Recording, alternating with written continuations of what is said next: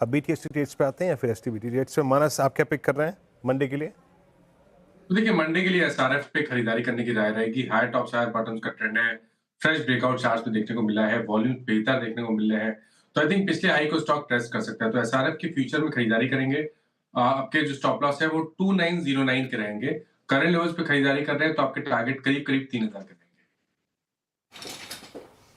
ठीक है, सातवतेश जी, आपने क्या पिक किया है कल के लिए? श्रेया जी, देखिए मैं पेंट स्टॉक में से एशियन पेंट लेके जाऊँगा। कल और परसों में मोमेंटम आया था, आज थोड़ा पॉज़ है, लेकिन I think this is a buying opportunity. 2250 के ऊपर बाय साइड का ट्रेड अभी भी इंटैक्ट है। तो 2225 का स्टॉप लॉस रख के लॉन्ग करें एशियन पेंट। मेरे मेरे हिसाब से इसका जो नेक्स्ट टारगेट होगा, वो रहेगा करीबन 2340 से 2360। तो यहाँ से एक 100 पॉइंट का और एक स्विंग बाकी है, ऐसा लगता है चार्ट में। गाबा सर, आप क्या पिक कर रहे हैं? आई थिंक लॉन्ग, और वो रहेगा नेस्ले इंडिया। ट्रेड कर रहा है 2236 पर नेस्ले इंडिया। मेरे ख्याल से 2225 का एक स्टॉप लगा कर चले, पॉसिबल है कि 2280 देखने को मिल सकते हैं Nestle India. Okay, Soni ji, आप क्या पिक कर रही हैं? वीरेंद्र जी, यहाँ पे मैं आईसीआईसीआई बैंक में कंटिन्यू करना चाहूंगी एज BTST।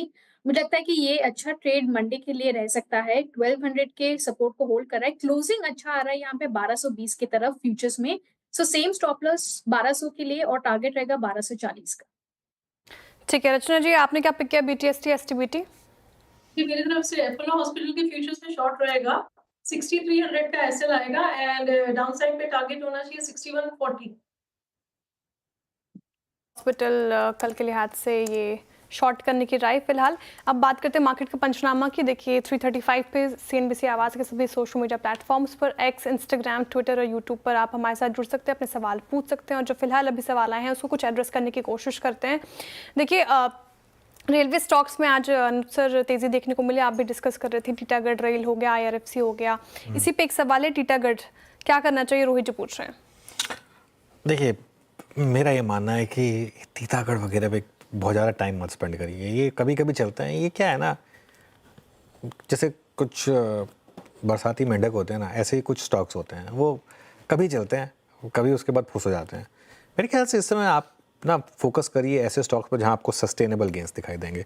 तो गेंस बन रहे हैं तो बुक करके मेरे ख्याल से कहीं और ढूंढिए, ये मेरा भी होगा। ठीक है, अगर गेंस बन रहे हैं तो प्रॉफिट बुकिंग की सलाह कहीं और लगाएं। साथ ही दूसरा सवाल इन्फोसिस पे है। ये टॉप लूजर्स में आज शामिल, लगभग 2% की गिरावट के साथ। इन्फोसिस पे क्या राय रहेगी सर, जिस तरीके से इसमें गिरावट देखने को मिल रही है, हमें क्या करना चाहिए?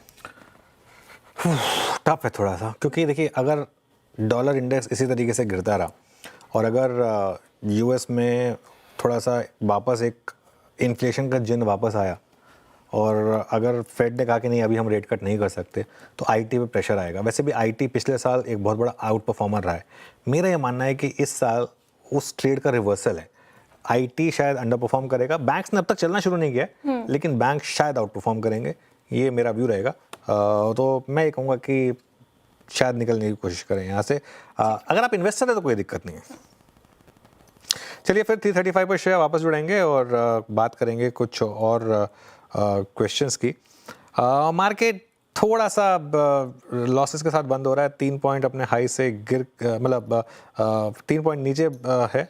वो डे हाई पर सस्टेन नहीं कर पाया। एक आध स्टॉक्स देखते हैं जरा। इंडसइंड बैंक पर काफ़ी प्रेशर है। गाबा सर, इंडसइंड बैंक तो टूटे चले जा रहा है, आपको अब थोड़ा डर लग रहा है क्योंकि आपके पोर्टफोलियो में है? या इनफैक्ट मेरे पोर्टफोलियो में भी है, ट्रेडिंग पोर्टफोलियो में भी है, लेकिन मुझे डर नहीं लगता क्योंकि मुझे कंपनी पर भरोसा है।